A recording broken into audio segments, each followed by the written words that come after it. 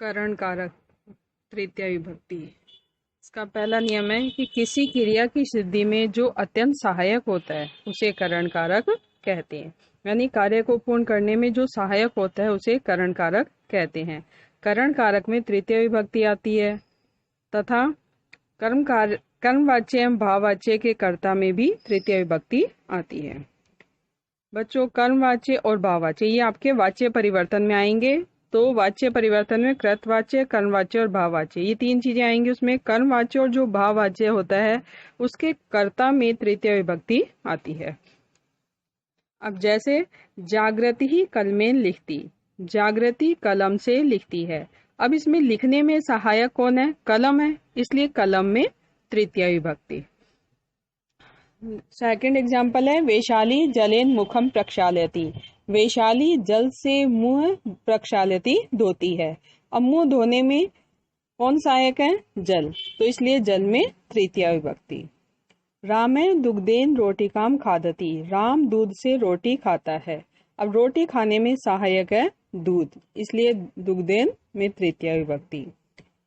सुरेंद्र पादाभ्याम चलती। सुरेंद्र पैरों से चलता है। अब पैर से चलने में सहायक कौन है? पैर है, इसलिए इसमें पादाभ्याम में तृतीया विभक्ति। अब पैर दो होते हैं बच्चों, इसलिए यहाँ तृतीया विभक्ति द्विवचन में आया है।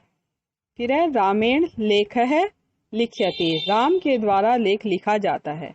बच्चों, ये कर्मवाच्य का सेंटेंस है। अब राम शब्द है, ये इसका करता है, तो रामेण में तृतीया विभक्ति।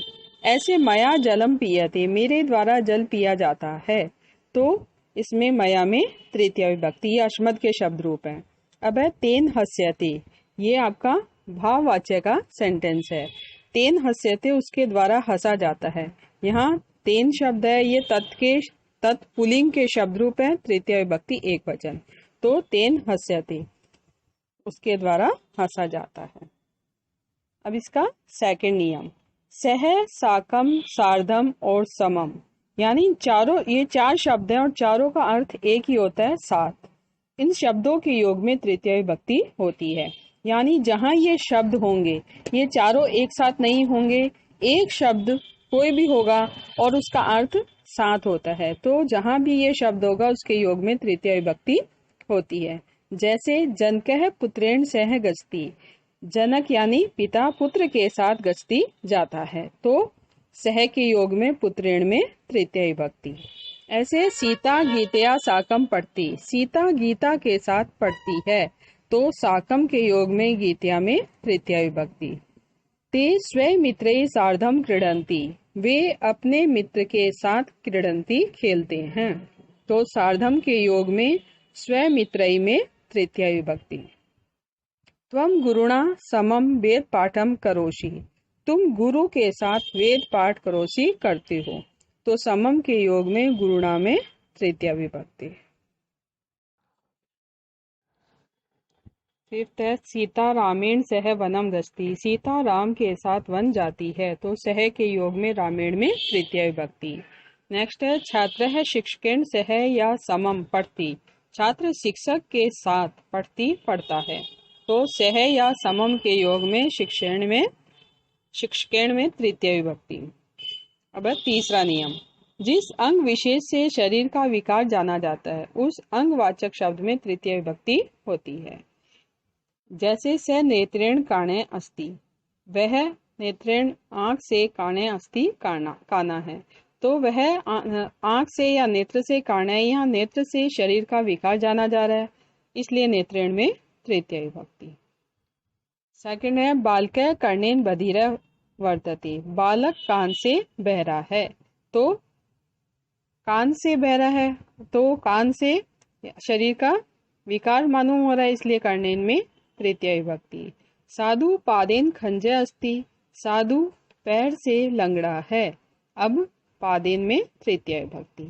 श्रेष्ठी शीर्षा खलवाट विद्यते, सेठ सिर से खलवाट विद्यते गंजा है, तो सिरसा में तृतीय विभक्ति। सूरदास नेत्राभ्याम अंधे आसीत, सूरदास आंखों से अंधे थे, तो नेत्राभ्याम में तृतीय विभक्ति। नंबर 4, नियम नंबर 4, जिस चिन्ह या लक्षण विशेष से किसी वस्तु या व्यक्ति का बोध होता है उसमें तृतीय विभक्ति का प्रयोग होता है। जैसे स जटाभि तापस प्रतीयते। अब यहाँ जटाओं से तपस्वी होने का बोध हो रहा है, यानी उसके जटाओं से इस चिन्ह से पता चल रहा है कि वो तपस्वी है, इसलिए यहाँ जटाभि में तृतीय विभक्ति। नेक्स्ट है स बालक पुस्तके छात्र प्रतीयते। वह बालक पुस्तकों से छात्र प्रतीयते प्रतीत होता है। अब पुस्तकें है उसके पास, इसलिए प्रतीत हो रहा है कि वो छात्र है, इसलिए पुस्तके में तृतीय विभक्ति। स दंडेन यति प्रतीयते। वह दंड से या डंडे से सन्यासी प्रतीयते प्रतीत होता है, इसलिए यहाँ दंडेन में तृतीय विभक्ति। नियम नंबर 5, हेतुवाची यानी कारणवाची शब्द में तृतीय विभक्ति का प्रयोग होता है।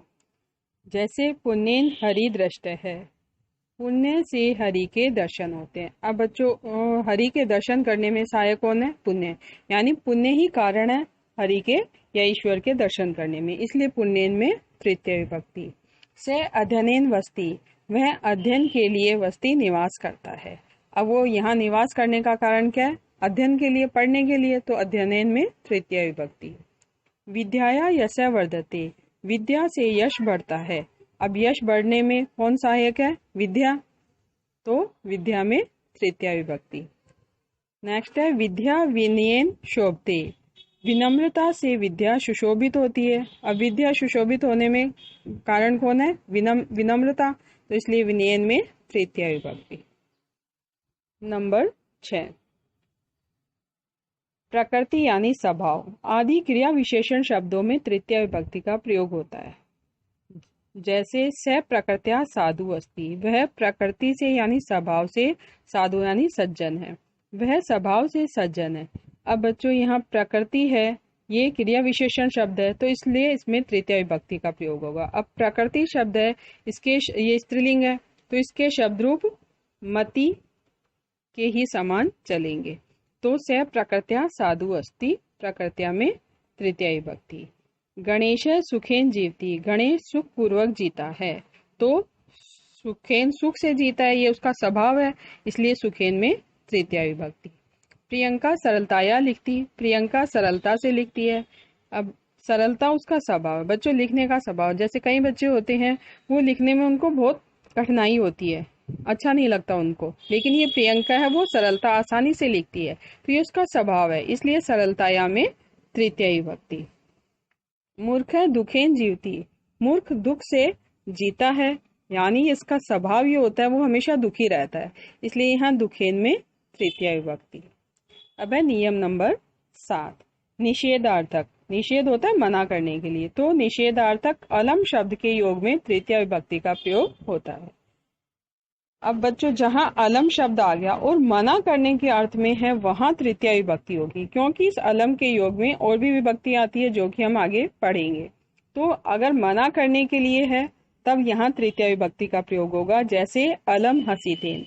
हसीतेन हंसना, अलम बंद करो, तो हसीतेन में तृतीय विभक्ति। अलम के योग में हसीतेन में तृतीय विभक्ति। ऐसे अलम विवादेन, विवाद करना बंद करो, तो विवादेन में तृतीय विभक्ति। अलम शोकेन, शोक करना यानी दुख करना, अलम बंद करो या मत करो, शोक मत करो, तो शोकेन में तृतीय विभक्ति। नंबर 4, संप्रदान कारक अर्थात चतुर्थी विभक्ति। दान कर्म के द्वारा अथवा कोई वस्तु देकर कर्ता जिसे संतुष्ट करना चाहता है उसकी संप्रदान संज्ञा होती है और उसमें चतुर्थी विभक्ति का प्रयोग होता है। यानी दान कर्म के द्वारा या कोई वस्तु देकर कर्ता जिसे संतुष्ट करना चाहता है तो उसकी संप्रदान संज्ञा होगी और उसमें चतुर्थी विभक्ति का प्रयोग है। जैसे नृपय निर्धनाय धनम यचति। अब यहाँ जो राजा है, निर्धनाय गरीब के लिए धन यचति, धन देता है। अब दान कर्म किया जा रहा है निर्धन के लिए, गरीब के लिए, तो यहाँ निर्धन की संप्रदान संज्ञा होगी और इसमें चतुर्थी विभक्ति का प्रयोग होगा। तो यहाँ राजा निर्धन को धन देता है, अतः निर्धनाय में चतुर्थी विभक्ति।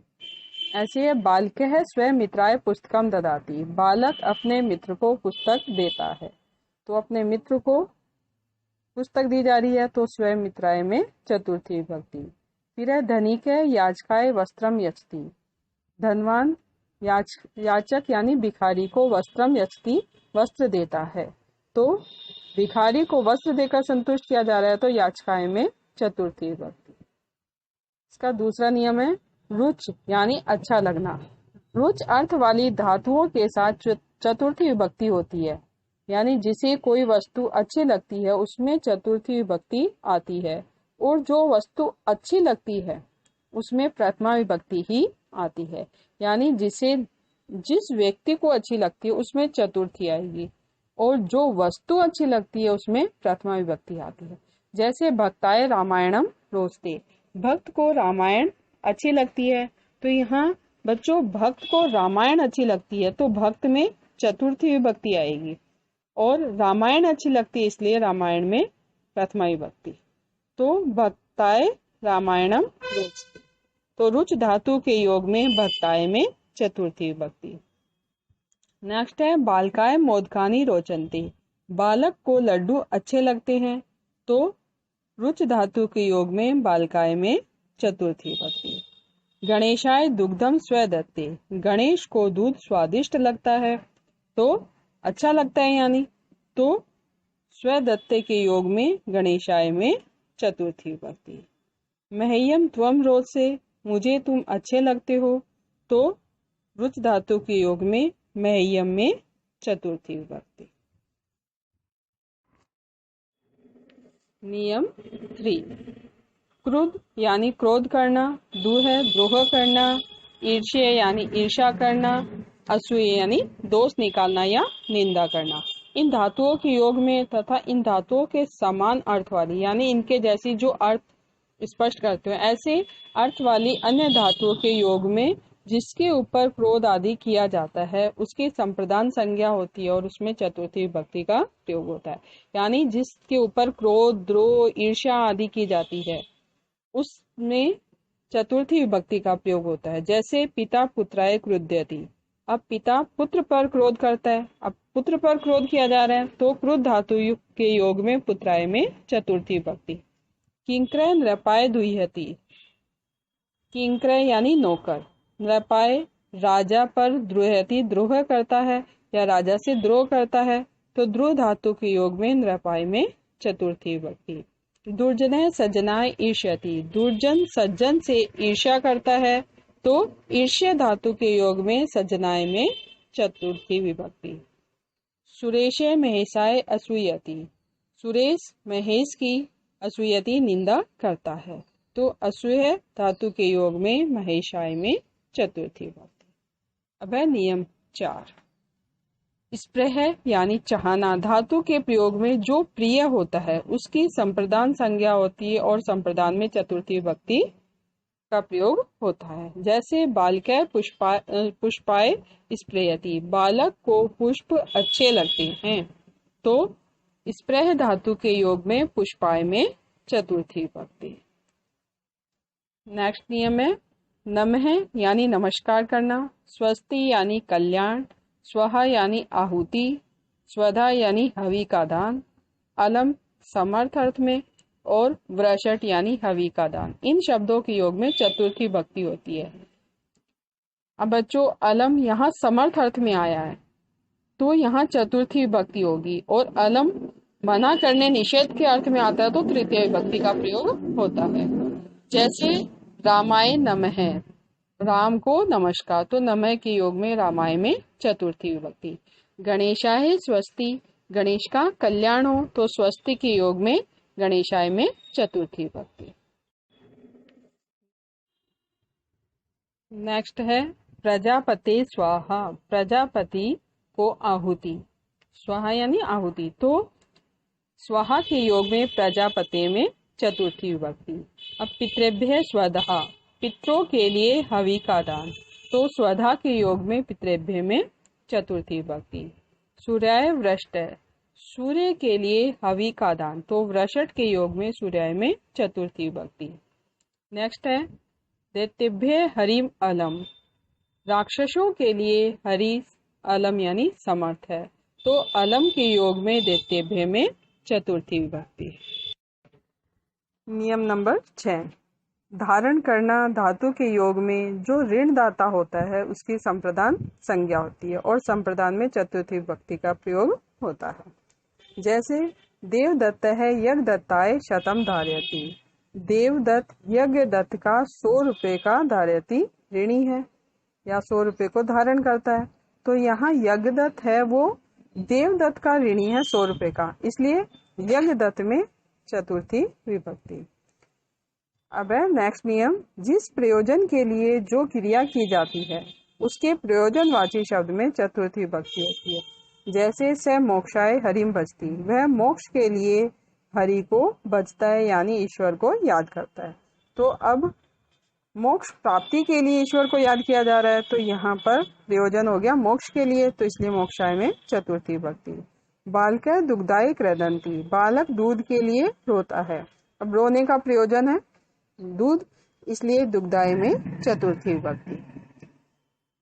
अब लास्ट नियम है इसका, निम्नलिखित धातुओं के योग में चतुर्थी विभक्ति होती है, यानी जहां ये धातु होगी उन धातुओं के योग में यहाँ चतुर्थी विभक्ति होगी। जैसे कथ्य कहना, राम है स्व मित्राय कथयति, राम अपने मित्र से कहता है, तो कथ्य धातु के योग में स्व मित्राय में चतुर्थी विभक्ति। सेकंड है निवेद्य यानी निवेदन करना, शिष्य गुरुवे निवेदयति, तो शिष्य गुरु से निवेदन करता है, तो निवेद्य धातु के योग में गुरुवे में चतुर्थी विभक्ति। उपदिशय यानी उपदेश देना, साधु सज्जनाय उपदिशति, साधु सज्जन को उपदिशति उपदेश देता है, तो उपदिश धातु के योग में सज्जनाय में चतुर्थी विभक्ति।